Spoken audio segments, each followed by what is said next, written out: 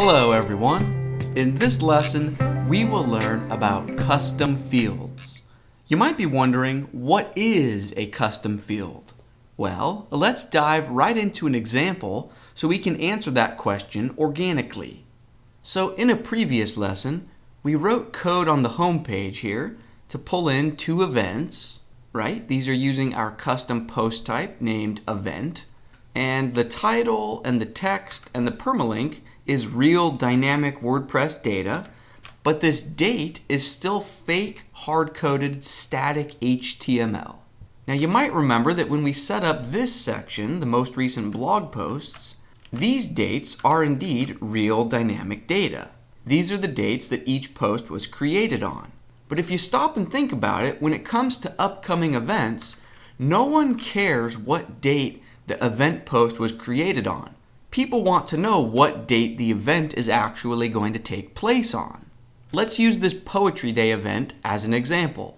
So if I go into the WordPress admin to edit that post, if we look over here in the right-hand sidebar, what I'm trying to say is that no one cares what date the post was published on. That date is irrelevant to the general public. Instead, what we need is a new field entirely where we can select the date that the event will take place on.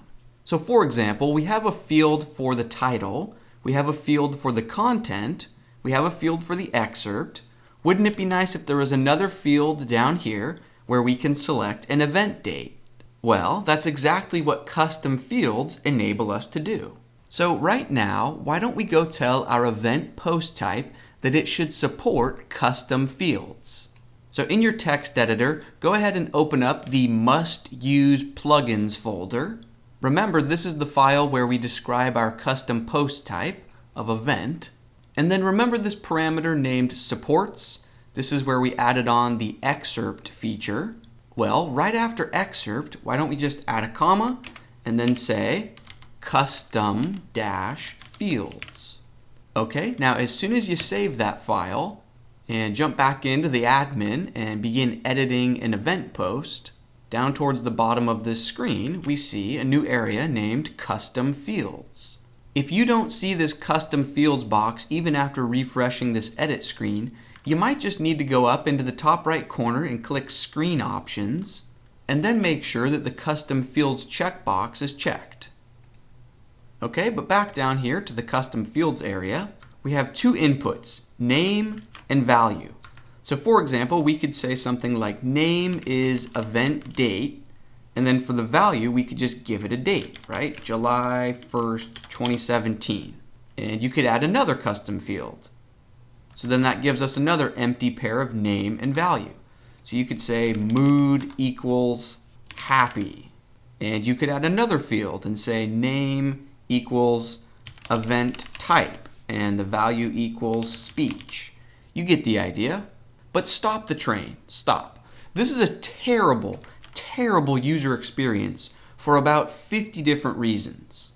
Right? Can we honestly expect the authors and editors of our website to have to type in the field name itself? The authors of our website should just get to choose a date. They shouldn't have to memorize the secret field names of event-date or whatever other fields we have.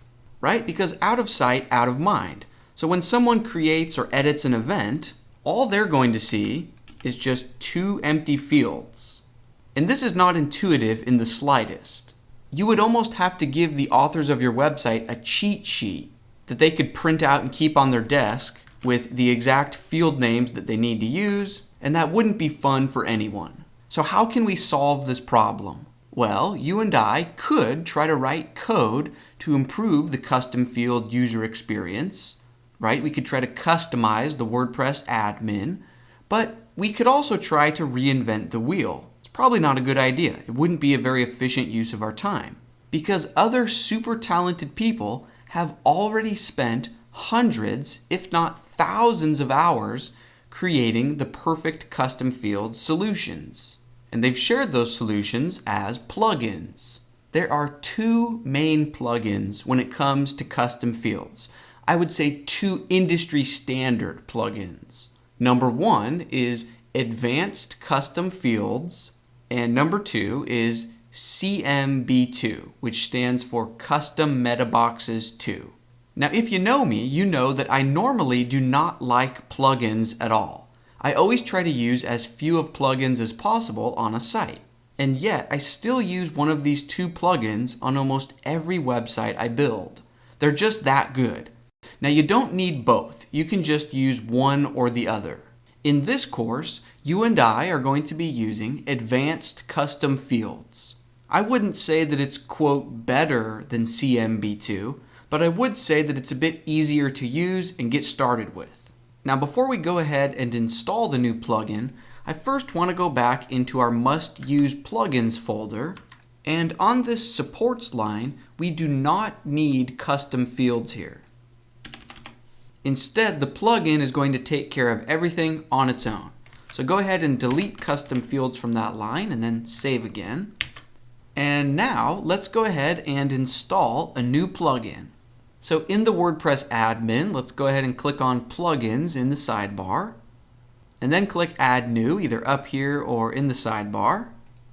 Okay, let's use this top right field to search for Advanced Custom Fields. Here it is. It should be the first result. You'll know you're looking at the right plugin if it has over 1 million active installs. Also, the author of this plugin is named Elliot. Okay, so once you find that specific plugin, let's click Install Now. If you run into a problem here, you might just need to restart the Gulp Watch Proxy Preview Server task over in your command line, but once it installs, then let's be sure to activate the plugin. And now, with it activated, you'll see a new option down here towards the bottom of the sidebar named Custom Fields. So go ahead and click on that. And in this plugin, everything revolves around field groups. You can see that at the moment we don't have any field groups, so our first step is to create one. So add new. Okay, what do we want to name this first field group? Why don't we just call it event date?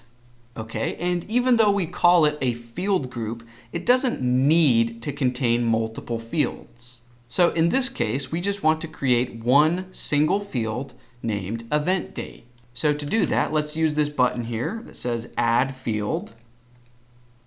This first field is the human readable or human friendly label. That basically just means that you're allowed to have spaces in the name. And then this second field is sort of the computer friendly variable name. It'll automatically convert your human friendly name into a variable name with an underscore instead of a space, but you're free to customize this if you want. Okay? The next option is what type of field we want to create.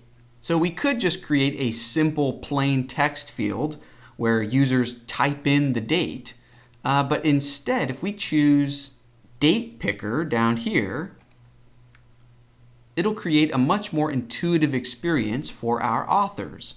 And we will see that in just a moment when we take it for a test drive. Okay, we don't need any field instructions. Should this field be required? It's up to you, but I'm going to say yes. An event should indeed require an event date. Here we can customize the format of the date. I'm just going to leave these defaults. They look okay. Keep scrolling down. All of that looks great. As you scroll down a bit further, you will see a box named Location. And this is very important. This controls when and where the authors of our website will see this field group. So for example, show this field group only if the current post type of whatever you're editing is equal to, and then we could change this from post to event. So that way this field will not show up on generic posts and pages, it will only show up for our custom post type. Now that's all we need to set at the moment, so let's scroll back up to the top and click Publish here. Cool, so we successfully created our first field group, and now let's go try to edit an event again. So in the sidebar, click on Events. I'm going to try to edit Poetry Day. And underneath the main content field, we see this brand new event date field. And as soon as I click on that field, a little mini calendar pops up, and now I'm free to choose whatever date I want. So maybe I will choose July 20th. You can choose whatever date you want, but let's go ahead and save that. And now the next logical step is to find out how can we use that custom field data on the front end of our website, right? How can we use that here instead of the fake hard-coded date? Well, let's jump into our text editor right now and I will show you. So for now, we can forget about our must-use plugins folder. Instead, I want you to go into your theme folder and jump into the frontpage.php file. So if we scroll down just a little bit, here we see the custom query. Here is the while loop. And within this link, that's where we see the spans, one with the month and one with the day. Let's begin with the month first. So let's delete the static hard-coded MAR, and instead let's drop into PHP. And you know how normally we have access to functions like the title or the permalink? Well, in this case, that new plugin gives us access to a new function named the field. Okay, and then within the parentheses for that function, we just tell it which field in particular we are looking for. Now, if you forgot the name of the field, you can always just go into your WordPress admin and down here towards the bottom, click on Custom Fields, select the field group. This particular field group only has one field, but you can see this column named field name is what we're looking for. So it's all lowercase and it uses an underscore instead of a space. So back in our code, when we call this function the field, for the argument, let's say event underscore date. Now if I save that and go check out the front end of my website, if I select or highlight it, we can read the entire thing. It begins with the year, and then the month, and then the day. But in this context, we don't want the full date, right? Within that span, we just want the month, and then within this span, we only want the 2-digit day. So the question right now is, how can we convert this string of the entire date, year, month, and day, how can we convert that into just a 3-letter representation of a month, like we see over here, like June or May? Well, let's go on a bit of a PHP journey. So just for a moment, let's forget about this the field function. Let's actually delete that. Okay, so we've got an empty PHP canvas here again.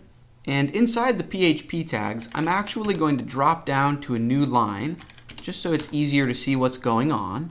And let's begin by creating a new variable. We could name it whatever we want. Let's call it event date.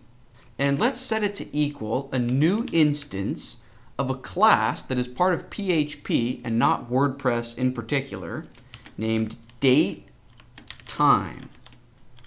Okay, so now we've got this new variable, or I should say this new object named event date, and it's using this class as a blueprint.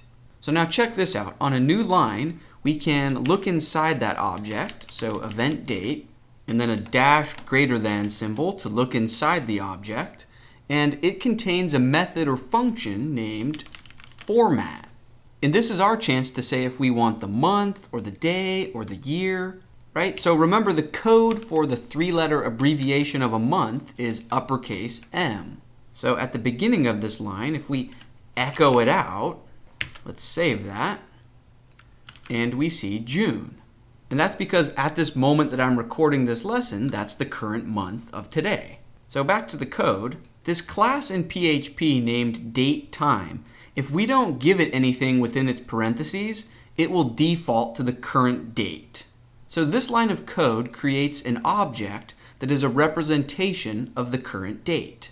But instead, if in these parentheses we provide an argument of a date in the future or in the past, well, then that's what our object will represent. So I think you can guess what we want to do. We want to use our custom field within these parentheses. So remember, we had access to that new function named the field. And then within those parentheses, the name of our custom field is event underscore date. But before we save this code, I want to point something out. The function named the field is going to handle the echoing and outputting onto the page for us. In this case, we just want to return this value. So instead of the field, we can run a function named get field. Okay, so this will return that string of text that is the year, year, year, month, month, day, day.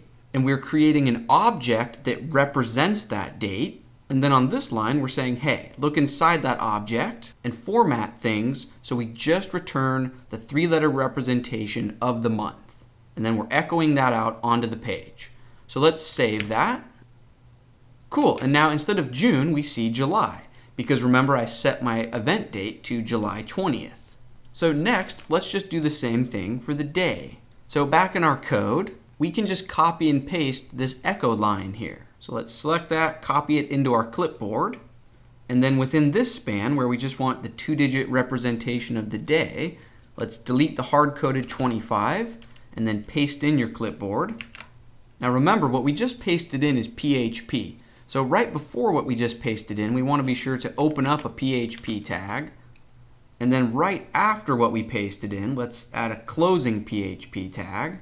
So question mark, greater than symbol. All right, and this time for the format, instead of an uppercase M, which gives us the 3 letters for a month, let's use a lowercase d for day.